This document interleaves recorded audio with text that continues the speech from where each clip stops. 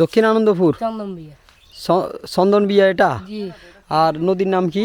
নদীর নাম কি আমি জানি না, এটা আমার আব্বু জানে। সিলোনিয়া নদী না? জি সিলোনিয়া। এটা এমনি গভীর কতটুকু? নতুন আসি তো এবার, বছর খানিক ঘর। বেশি দেরি না। দেশের বাড়ি কোথায় তাহলে তোমার? আমরা আগে আসলাম ওইদিকে। ও এখানে স্থানীয় না? না। ওহো, বলবা না আগে। এই যে স্থানীয় দুজন পাইছি এখানে। এদিকে আসো, এদিকে আসো, এদিকে আসো, দৌড়াও। তোমাদের বাড়ি এখানে? নদীর নাম কি? সিলোনিয়া নদী। এমনি বৃষ্টি হলে কেমন পানি উঠে? 24-এর বন্যা এটা ভাঙছিল, আর পরে পুরা ফেনী জেলা প্লাবিত হয়েছিল নাকি? তোমরা তখন কোথায় ছিলা? হাসপাতালে। হাসপাতালে ছিলা কেন? হাসপাতালে ছিলা তখন? আচ্ছা ঠিক আছে। আর এদিকে কত দূর যাওয়া যায়? অনেক দূর। মানে খালের পারে পারে রাস্তাটা গেছে না?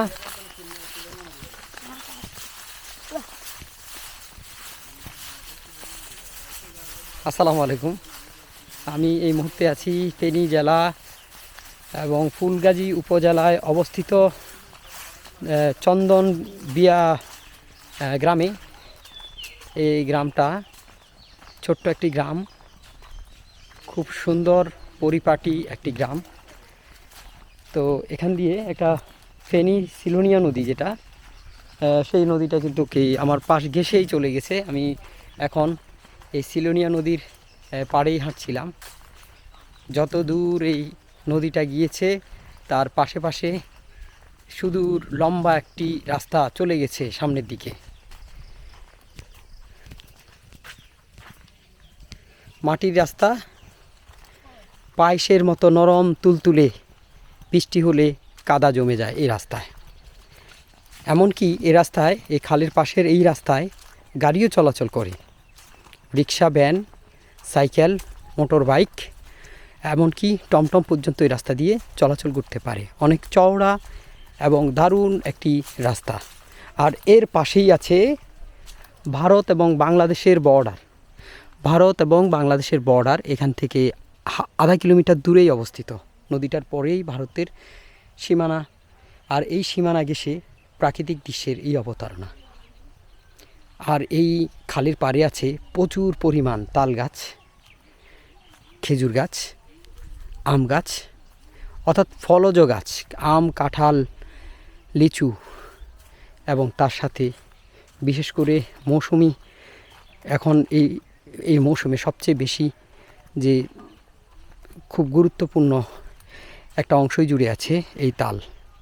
আর এই তাল পাকে ভাদ্র মাসে। আর কাঁচা অবস্থায় এখন এই তালগুলা সংগ্রহ করার জন্য, কেটে বাজারে নিয়ে বিক্রির জন্য একটু আগেও কয়েকজন লোক তাল কাটার জন্য গিয়েছে। ঠিক এখন দুপুর গড়িয়ে বিকালের পথে এই সময়েও কিন্তু তাল কাটার জন্য অনেক লোক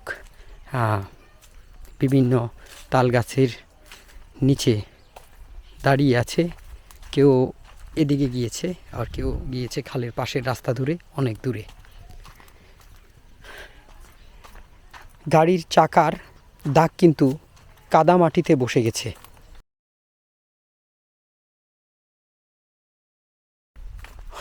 খালের ধার ঘেঁষে অনেকটাই পাশের ঝোপঝাড় দখল করে আছে। ছোট ছোট অনেকগুলো বাঁশের জাত এই খালের ধারে জন্ম নিয়েছে। আর রাস্তার মাঝখান দিয়ে হাঁটতে একটা অন্যরকম অনুভূতি কাজ করবে। আর খালের এই পাড়টা অনেক উঁচু। আর এই খালের এই রাস্তার মধ্যে গবাদি পশু বিচরণ করে ঠিক দুপুর, তাই অনেকেই গবাদি পশুগুলো বাড়িতে নিয়ে গেছে। গরু এবং ছাগল, বিশেষ করে স্থানীয় যারা এখানে বসবাস করেন, তাদের প্রধান যে কৃষিকাজ তা হচ্ছে ধান চাষ করা। এবং অনেকটাই ধান কেটে নেওয়া হয়েছে। আর এখানে কোনো ধান বাকি নেই, শুধু ঠিক ওই অংশে কিছু ধান আছে এখনও জমিতে অনেক পানি জমে গেছে। ওই অংশের ধানগুলো হয়তো সময় করে কৃষক কেটে নিবে। আর এই যে একটা দূরে একটা গরুর একটা ডাক শোনা যাচ্ছে, বোঝাই যাচ্ছে এখানকার লোকজন কৃষিতে স্বনির্ভর এবং বেশিরভাগ লোকই কৃষিকাজের সাথে জড়িত হওয়ায় স্থানীয় লোকজন গবাদি পশু পালন করে থাকে। তাদের মূল পেশা হচ্ছে এই কৃষিকে কেন্দ্র করে এখানকার স্থানীয় লোকদের জীবন আবর্তিত হয়েছে। আর এই খালকে কেন্দ্র করে অনেক মৎস্যজীবী লোকের দেখা মিলেছে একটু আগেও। খালকে কেন্দ্র করে অনেকে জীবিকা নির্বাহ করছে, যদিও সময়ের সাথে সাথে খালের উপর নির্ভরশীলতা কমেছে। অনেকে এখন বর্তমানে জাঁকজমক এবং ভিন্ন রকম পেশায় যুক্ত হয়েছে, কেউ বা ব্যবসায় আর কেউ বা চাকরিতে। গ্রামের পরিবর্তন হয়েছে, তাই তাদের পেশারও ধরন পরিবর্তন হয়েছে। এক সময় প্রাচীনকালে এখানকার লোকজন প্রায় শতভাগের কাছাকাছি কৃষি পেশার সাথে জড়িত ছিল, কিন্তু কালক্রমে কেউ বা হয়েছে প্রবাসী, আবার কেউ বা হয়েছে চাকরিজীবী, আবার কেউ বা হয়েছে ব্যবসায়ী, আর তার সাথে অল্প কিছু কৃষিজীবী বেঁচে আছে। এই খড়গুলো দেখেই বোঝা যাচ্ছে এখানকার স্থানীয় লোকজনের সবচেয়ে বেশি পছন্দের তালিকায় আছে ধান চাষ। আর এখানে একটা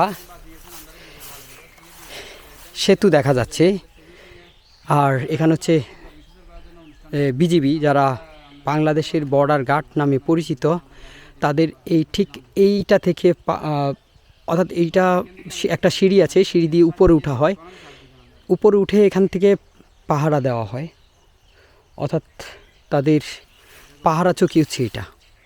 আর ঠিক সোজাসুজি এখান থেকে 1/2 কিলোমিটার দূরে ভারতের অংশে ভারতের বিএসএফদেরও এরকম পাহারা চৌকি আছে, ওখান থেকে তারা পাহারা দেয়। আর মাঝখানে আছে ঠিক সিলোনিয়া নদীর উপর অবস্থিত এই সেতুটি মাঝখানে, আর এই সেতু পেরিয়ে তারপরেই ভারতের অংশে যেতে হয়।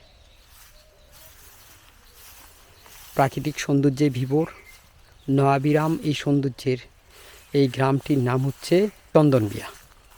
ধন্যবাদ।